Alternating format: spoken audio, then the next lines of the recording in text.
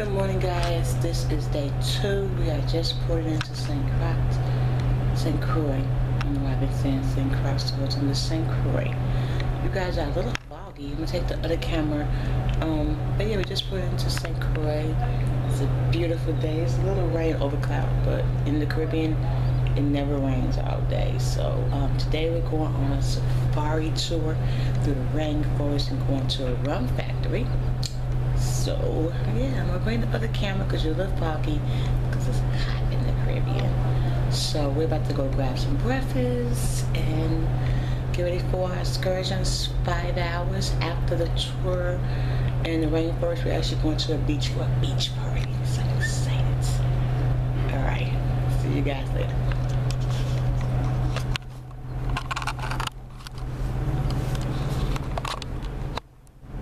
You guys are really worried. I'm so sorry. There she is. Getting me foggy as ever.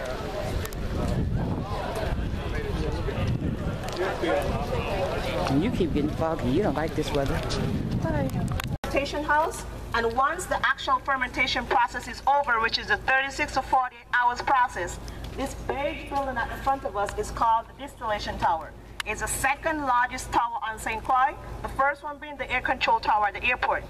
Inside of our tower has basically 5 different columns, and this is where that 10% alcohol we collect is actually going to be gathered. The very first floor on the bottom is called the beer column or the stripping column. Once it exits the fermentation tanks, it drops into the beer column. Separate the solids away from the liquids. The rest initially rises up as vapor. Each time that vapor hits a column or chamber on the inside, this is where that actual 10% alcohol is going to be stripped of any impurities that are on the inside. We have the purifying column and the clarifying column, which are the two ones in the middle. This is where we're going to take out fusel oil, concentrated heads, and high ones. Those are the basic 3 impurities that we take out of our alcohol. Some companies, on the other hand, tend to leave them on the inside, which is going to give their rum that harsh heat burning sensation in the back of your throat and give you those 3 nasty days hangover. You like to drink those mimosa margaritas? Yeah. Oh yeah. That's where you're going to get those fusel oil inside your actual alcohol, and that's what are going to give you that nasty hangover. The last window to the very top is called the rectifying column. This is where anything that the 2 columns in the middle happens to miss, the rectifying column catches it all together. Filters it all out, hits the big condenser at the very top, cools it down, and then it flows back down as a liquid. That's a 10% alcohol. The proof of it, on the other hand, is 189 proof. 95% alcohol. Yeah, you guys know it. Moonshine. Oh yeah. What we do, we would proof it down using water. It's going to go from 95% alcohol, and it's going to go all the way down to 80. That's basically the ones that we have here aging, the dark rums. The flavored rum, on the other hand, that has to get proofed down even more. So once it goes to Jim Beam, he can add his natural fruit flavors, extracts into it, and a percentage of sugar as well. So we're going to dilute that again from 80 all the way down to 42 proof, which is basically 21% alcohol. Okay, the flavored rum does not needs to be aged. So after we've proofed it down, we put it in giant tankers, which are called iso tankers, and we ship it off the island by boat. Once he leaves here, he's going to go to West Palm Beach, and that's where the guys for Kentucky now, on the other hand, he's there waiting to collect that alcohol. They're going to exchange it, and our shells are going to place back on that boat and makes his way back here to us. Okay? Out of the beer column, the chunky stuff with the left back over yeast, we then send to a blue compactor. It is a waste bin that sits underneath of it. It catches those chunks deposit, and local farmers on the island, if they wish to, they can purchase it so they can use it for sheep, goat, cattle feed, or they can use it for their fertilization of their local farms and gardens on the island.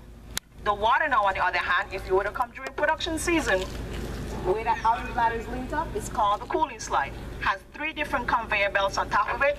That water has to get put to 3 steps of cooling it. We cool down that water because we all know well and good what happens to hot water once it actually enters the actual ocean. It harms Mother Nature in the process. We are under OSHA rules and regulation, which means we have to dot our I's and cross our T's, which means we can't be slacking. So the water has to put through 3 steps of cooling. Then we add cold water to it, and there's a pipe that leads from here on the compound straight via the South Shore of St. Croix. So if you ever come in on a plane and see all that brown substance in the water, it's actually coming from here. Keep in mind there's no alcohol inside the water, because that's what distillation tower is basically for to catch all the alcohol. It's just the wastewater goes out into the ocean, and that's basically it. I'm going to take you guys into the warehouse now so I can show you where we actually age our actual barrels and the rum. I'm watching you guys with your pockets, and I'm watching you guys with your satchel purses. If I miss any of my barrel, I'm coming after you. Okay? So let's head on out to the warehouse. You have a leak? I didn't know it, she did. Serious now. Be quiet for me, please. Does that come with a spanking? See how nice I'm being to you guys, and you guys are not listening. Okay, guys, welcome to our Asian warehouse. This is warehouse number 8, and this is the one we have open constantly during the course of actual touring season. And this is the one we actually have the guests come on through so they can actually get a visual of how we actually age our rum and the barrels go through the process. There's 8 of these warehouses on property of this magnitude, and all of them are actually going through the process of aging our rum so far, okay? All these barrels that you're seeing here previously housed bourbon and whiskey by Mr. Jim Beam himself. Before we can actually put our rum to go to age, we have to steam treat that barrel, which means once Jim Beam already finished his bourbon process, instead of dumping those very good old cast barrels, what he does, he'll char the inside for us and he'll send them here via containers. The containers are going to be brought here to the property, and then we're going to put all the barrels to steam treating process, which means we take out all the old bourbon and whiskey remnants out of it before we can deposit our rum. We want our Cujan rum to stay authentic to its name, so therefore we have to steam treat the barrel to make sure the barrel does not house any actual lurking flavors left behind by that process. Okay? Once we do that, we're going to actually take 1 pound of American oak chip, and we're going to put an individual pound into every one of the barrel every time it sets to be aged. This helps the barrel to kind of refamiliarize itself with the original oak flavor, as if the barrel has just freshly been made and never housed anything on the inside. We can use that barrel continuously unless the barrel cannot support the contents that's going to be placed on the inside, which means we have to tap the barrel to get the cork or the bung out of the barrel. Each time that barrel goes through a dumping process, the force that it actually takes to get the cork out, after the years we start filling it, it's going to start springing a leak, or the top is going to start caving in. And that's how we know that barrel cannot house anything on the inside. It's going to get a fresh steam treated process, and it's going to put a big orange X on top of it, and that's how we know the barrel is defective. Individuals on the island, they can call, purchase an oak cast reused barrel for $40. You can use it to do your poker tables, your furniture, your little outside chairs, or flower pot gardening. Okay? Here, you want to be my assistant now? Yeah, Mr. Vanna White? Yeah. Okay, since he was messing with my rum, I'm going to put him to work now, okay? Come on over. That's it. Hold it up. Nicely displayed, okay? The bottle that he has, you can see, the bottle that he has in his hand is actually, the bottle that he has in his hand is actually the rum that comes out of the distillation tower, and after it has been proofed down, that is what your flavored rum will basically contain of, okay? Like I said, it does not need to be aged, so after we have proofed it down, that is what it looks like, and then that container that is on the outside with the blue canister attached to it, those are called isotankers. That is what the alcohol is going to gravity fed into, and it's going to be taken off the property. Okay, you can put down that one.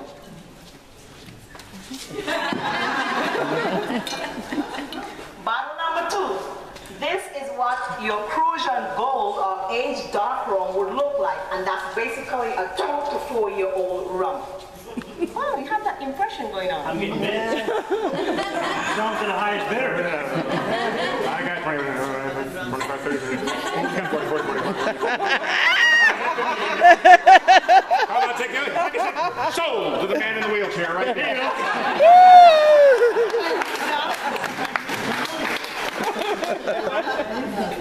Okay, the third bottle that he has is actually our 5-year-old rum, and that's the one that I told you, the actual property here is named after the estate diamond. So we have two of them. We have dark and we have the light. Like I said, the light one went to a carbonated filter, which means it strips the color out of it, and so most of the oaky flavor, the tasting comes out of it. So it's just a little more subtle than the actual dark one. Okay? There's some missing. I drank all of it. That's why, do you notice you have a tape around all those bottles? Okay, and the last bottle that he has in his hand is actually what your single barrel would actually consist of. As you can see, that's the 12-year-old rum. So first we had the 2 to 4, the 5-year, and the 12-year. That's the good stuff. That's why there's one left. Right. Hey, can you give me a sobriety test? Because I'm actually standing on my 2 feet, so hey, quit judging me. Okay, so this is what your actual single barrel would actually consist of, which is a 12-year-old rum. As you can see, how the bottle started off and the way it ends up too. This is the process of what we call evaporation. I haven't been drinking it, I promise. It evaporates down the bottle. Yes, we're a tropical island. Drink it so it don't evaporate. We're a tropical island, and the heat that we're experiencing here, it has the pros and the cons. The pro is it speeds up the aging process rapidly, yes. Yay. The con is we lose most of it due to evaporation. Yay. So that's what happens to your rum during the process. And each one of these bottles signify the process that the barrel goes through. The first one that he showed you, that is as if the barrel has just freshly been poured into day one. After 2 years, that much has evaporated out of the barrel. After 5 years, that's what has evaporated out of that barrel. 12 years, this is what would remain into a barrel that has been set to the appropriate age of 12. That's why the single barrel costs so much. What the master blender would do, all these are 55-gallon oak cast barrels. After the process of 12-year-old, if he has to let it stay till 12, there's only 5 gallons left into that specific batch due to the process of evaporation. What the master blender would do, he'll go looking for all the 12-year-old rum that he has sitting about. He's gonna add a blend of 5-year-old rum, 6-year-old rum, imaginary, 8-year-old rum, 2 to 12-year-old You rum. have too much to drink, they're not there. That's how I drink them off. So what he's gonna do is add 4 of them together, and that's how it's gonna get a nice consistent blend. And this is what we call the process of rebarreling, because remember, each one of those previously already been housed into a barrel separately by itself. Once we rebarrel it, it's gonna go back onto an aging process for the period of 6 to 8 months. After the 8 months has already over, he's gonna take it back out, he's gonna test the proof of it and make sure the blends are very good together, and that's how you would get your nice consistent batch of single barrel. It's never a full, complete blend of 12 because we definitely don't have enough to do that. So we have to help ourselves along, so that's why we basically blend them, and then it gets sent off to Jim Beam, and that's how he takes care of everything else. Okay? As you guys can see, it goes all the way back, and there's 8 of these warehouses on property of this magnitude. One warehouse that we have can start from 10,000 barrels and counting. We still have little offset ones that we can stash here and there in between during the process of aging. Okay? As you can see, some of the barrels are on our racks. They have half-coated bottoms. What we do, this is how we keep a track of actually what goes on during our process. After the barrel has been steam treated, it's gonna get a freshly coated paint on the bottom. They're gonna stencil the month, the year, and once it's stood on top, it's gonna get a batch number. The batch number tells them how much production they've made, starting from the process of the yeast stands all the way to the collection in the distillation tower. And that's how we know which batch has been sitting the longest. When we're ready to extract it, we'll know which batch has been sitting the longest and what age rum is coming out of that drum by the year that has been previously stamped on top of it. Any questions? Where's the air conditioner? Yes, ma'am. What's the difference? Is there a process of barrels that are standing up? It doesn't matter. It's just that we're trying to refrain from a hazardous incident happening because this structure was old Caribbean railroad tracks at one point. Over the years, the steel structure starts to deplete, which means the weight that is placed on top of it starts to get too heavy. Like I said, we're on the OSHA rules and regulation. We're trying to have any accidents happening on the property to any one of the employees. So we're trying to refrain from stacking our racks. In the 21st century, all those boy toys the guys move around with, it's much more easy to extract the whole pallet and take it to the dumping truck without anyone actually being hurt. Any more questions? Even though we're standing on top, we put the old chips on the inside as well. We doesn't have to rotate our barrels like if you have to go to Napa Valley where the fancy great wines are. We don't have to rotate our barrels. Once the old chip is placed on the inside, we leave it alone until marketing department for Jim Beam calls us and tells us which room they want to come out of that barrel immediately. Okay? You might see some seepage. Yes, the guys come in for the warehouse department and they do check them. They reseal it and it goes back to age all over again. So it doesn't affect the contents. The only thing that affects us is the evaporation process. Hey guys, it's exactly 4 o'clock and guess what? Everybody's aboard the ship because we're setting sail. I tried to run up here real fast to show you guys what it's like. They waving to us. They waving. Tried to run up here to show you guys, you know, the takeoff, but yeah, it beat us to it. So usually what happens at takeoff, people are down here just waving at us goodbye, their boat is waving us goodbye. I'm afraid to stick my camera out, but people above and below us is probably waving goodbye too. So we just came back from the island. We went on the rum tour. It was okay. I'll talk about that more in my review. But it was good hanging out with the friends. And now we're in the cabin. Today is elegant night. We have your time dining, so we can go to dinner anytime we choose, but they have pictures up on the promenade deck, which is like the main deck, so we want to, you know, take a lot of pictures and stuff like that and meet and greet with the captain. So we probably go and check out some stuff like that. So what we're gonna do now is, I'm talking, there we go, here I am. What we're gonna do now is probably change, get ready for the captain's ball night, and hang out later on the day doing some stuff. We don't know, we don't have anything planned. We never have anything planned, we just kind of go with the flow. But definitely take pictures, lots of pictures, because they're free to take and you only purchase what you like. So when it's elegant night, you want to have options for your pictures. So yeah, we leaving. I'm finna get on my phone right now because we still have service here. So I will talk to you guys later in the dining hall. Peace.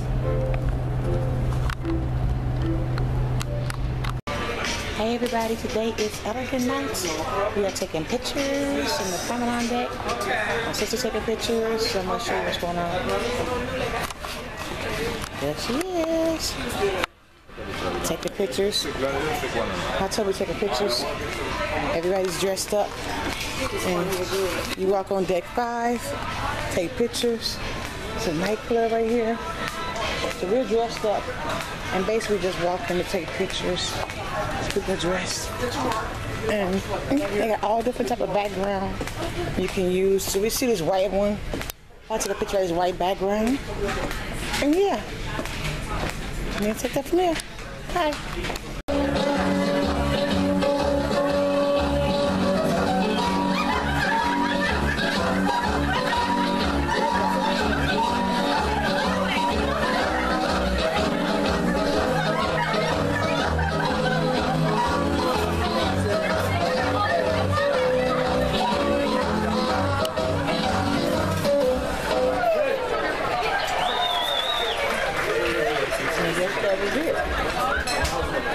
Well, ladies and gentlemen, let me also inform you that tonight at bells will ring, ting-a-ling-a-ling, ting-a-ling-a-ling, and you'll sing Bella.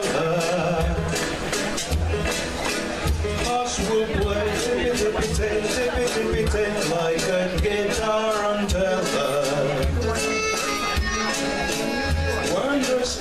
Okay guys, we are back at dinner. Roberto is my name. I am responsible.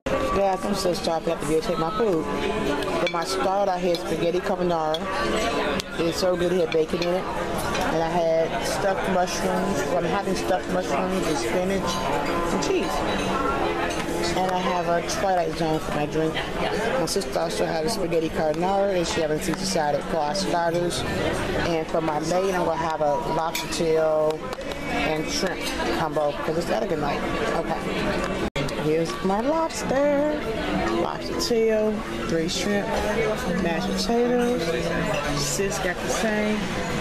Good thing about Carnival is you can get as many main dishes as you want. So I have 2 lobster tails and shrimp. I'm gonna get the second one later.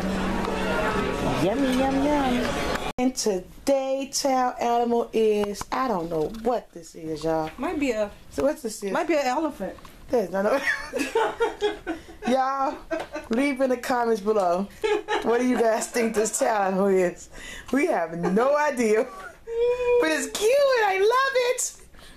But leave me a comment. What is this tail animal? I don't know. I don't know. So hi guys. Okay, we headed to the Carnival show. It is elegant night. We finished dinner. It was amazing. I'm stuffed. We're going to change up these clothes. We're going to go and check out our pictures from on board today when we first left the boat. We took pictures in the gangway. We're going to check out those pictures. After we do that, we're going to go to the shops. He was out there. Head to a comedy show. Head to the casino. And yeah. So I'm going to end this video right here. Thank you so much for watching. Please don't forget to like. Please subscribe. Thank you so much for supporting this channel. Please, please, please like this video and subscribe if you haven't. And stay tuned for video day 3 of our amazing cruise vlog series. Bye.